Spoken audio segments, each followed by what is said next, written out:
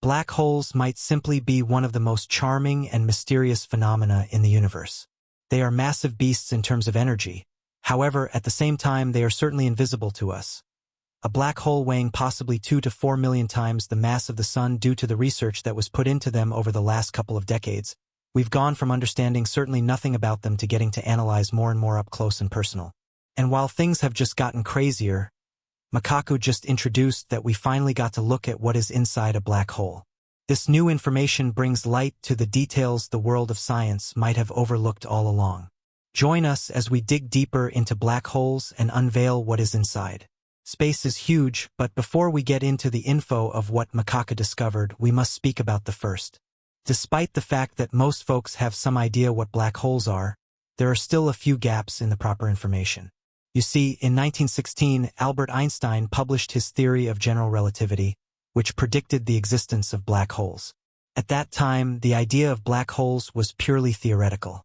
It took another 50 years for the scientific community to discover evidence that black holes really exist. This happened in the 1960s. They had been analyzing the Cygnus constellation when they saw an oddly vivid blue star that was emitting X-rays. This star wasn't a stagnant object but was going around a giant black something. Upon further research, it was found that the X-rays were not just moving around on their own but were being sucked into the black object they were orbiting, accordingly the name black hole. This discovery was significant because it provided evidence that black holes actually exist, and they were not only a figment of Albert Einstein's wild imagination. While that was great, it also meant that there was this unreal entity in space that we urgently needed to know more about. So, researchers all over the world set to work. This black hole was named Cygnus X1, and it is located within the constellation Cygnus about 6,000 light-years from Earth. And it was no small discovery. It's about 14 times brighter than the Sun and tremendously dense, which causes it to have a strong gravitational pull. The gravitational pull is so strong that not even light can escape it. This is why it's called a black hole. The idea of a black hole is both fascinating and terrifying. It's a place in space where gravity is so strong that nothing, not even light, can escape. Anything that gets too close to a black hole can be pulled into it, never to be seen again. However, that point of danger makes it even more important to study everything there is to know about them. Was this it? Or were we just beginning? The answer ended up being the latter. After the discovery of Cygnus X1, scientists started to search for other black holes. They found that there may be near over 100 million black holes in the Milky Way alone. But because they're so incredibly hard to detect, we still don't have an exact number. Although from the looks of it, there are several million black holes in the Milky Way in our very galaxy. That's what makes them even more important to observe. So let's break it down. The first subject with black holes is always going to be gravity. Their gravitational pull is so intense that something that enters it compresses down astronomically until it becomes a singularity.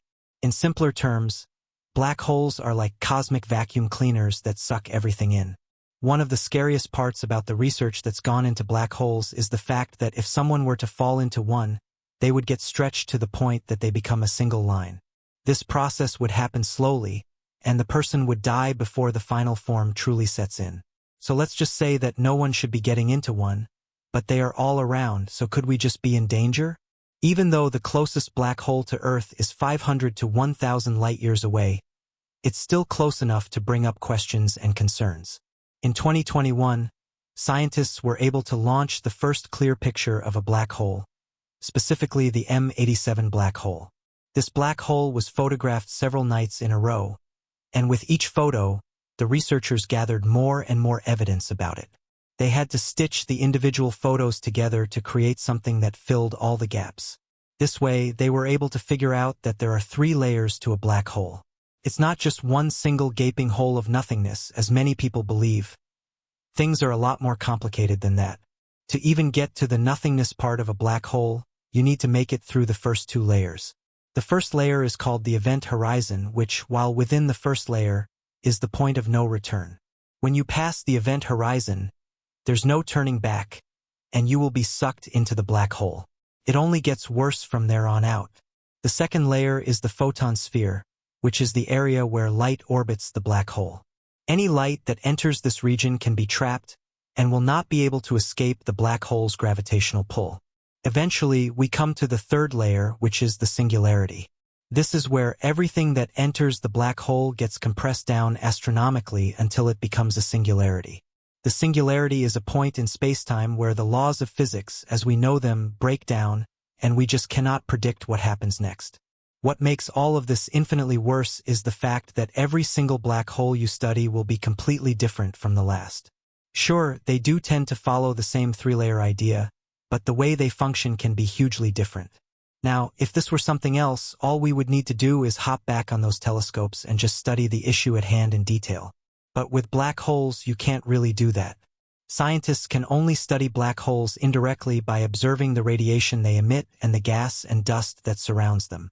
Sending a probe like the Voyager inside a black hole is impossible because something that enters the event horizon is pulled towards the singularity where it is compressed to an infinitely small point.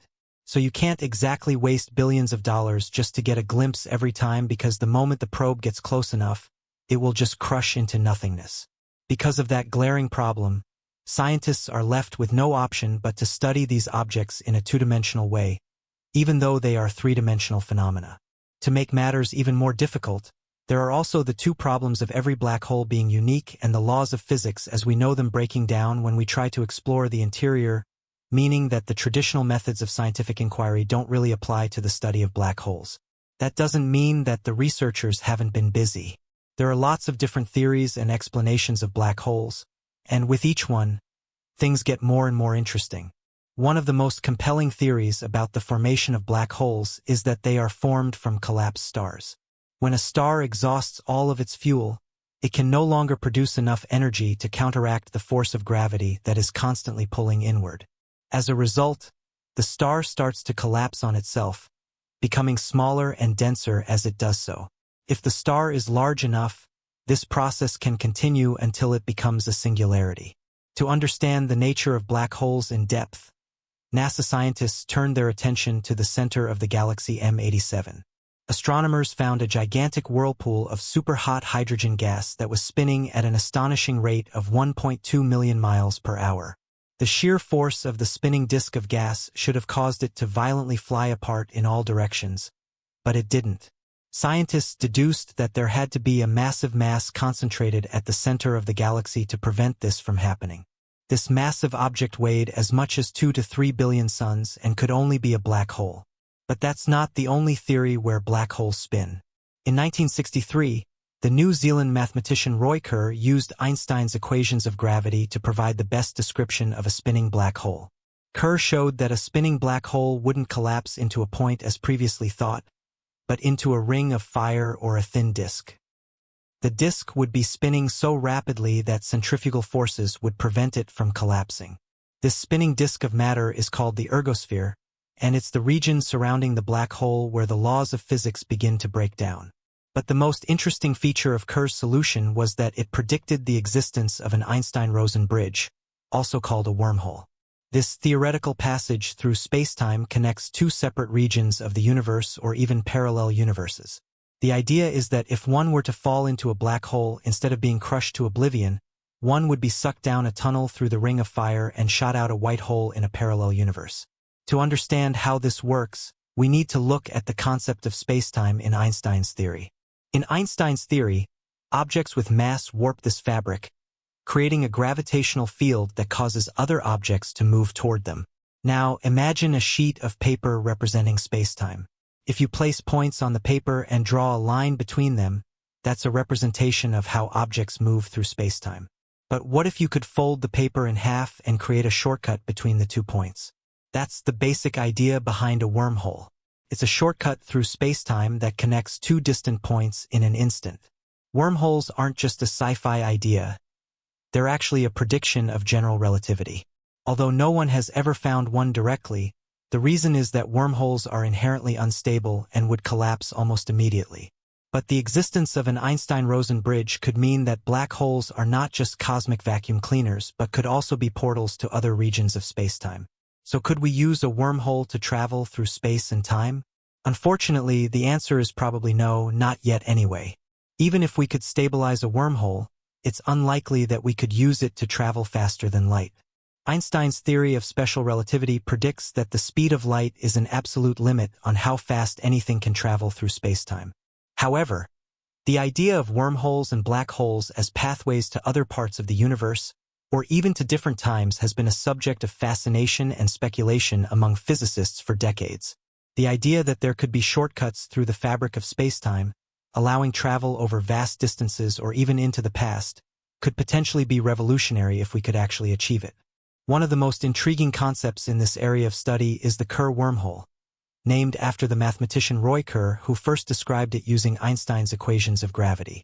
This type of wormhole is essentially a hypothetical tunnel through spacetime that could connect two distant points, such as two different universes or even two distinct times in the same universe. The Kerr wormhole is often visualized as a ring-shaped portal, much like the looking glass in the tale of Alice in Wonderland.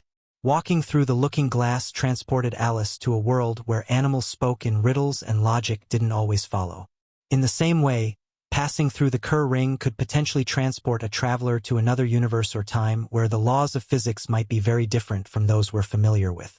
But the idea of wormholes as a means of interstellar travel or time travel is not only exciting, as we've glossed over before, it's also a topic of controversy and debate among physicists.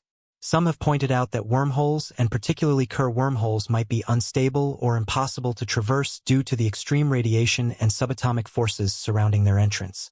Critics argue that Einstein's equations of gravity, which are used to describe wormholes and black holes, only work for gravity and not the quantum forces that govern radiation and subatomic particles. In order to truly understand the nature of these phenomena, a new theory is needed that can unite the laws of gravity with a quantum theory of radiation. Throughout the field of science, this is called a theory of everything, a single theory that can unite both Einstein's theory of gravity and quantum theory. Kaku, who is a renowned theoretical physicist, has been working on a theory of everything for many years. While there are many different versions of what this might be, the only one that has shown promise is superstring theory. Superstring theory unites gravity with the theory of radiation. The theory proposes that subatomic particles are actually tiny vibrating strings, and that the universe is a symphony of these strings. Just as different musical notes correspond to different vibrations of a violin string, different particles in nature correspond to different vibrations of a string. One of the fascinating things about superstring theory is that as a string moves in time, it warps the fabric of space around it, generating black holes, wormholes, and other unique solutions to Einstein's equations. This means that superstring theory not only unites Einstein's theory of gravity with quantum theory, but also explains many of the mysterious phenomena that we observe in the universe. But there's something about this theory that really throws a wrench into how simple it might sound at first, but, in a way, makes more sense too. Superstring theory requires 10 dimensions of spacetime in which the strings can vibrate. This is quite different from the 3 dimensions of space and 1 dimension of time that we experience in our everyday lives. It's hard to imagine what these additional dimensions might be like, but physicists have developed some conceptual models that could help us understand. Imagine a 2-dimensional pond inhabited by fish that are only aware of the dimensions of length and width. To these fish, there's no such thing as height, and they can't even imagine what it might be like to live in a 3-dimensional world.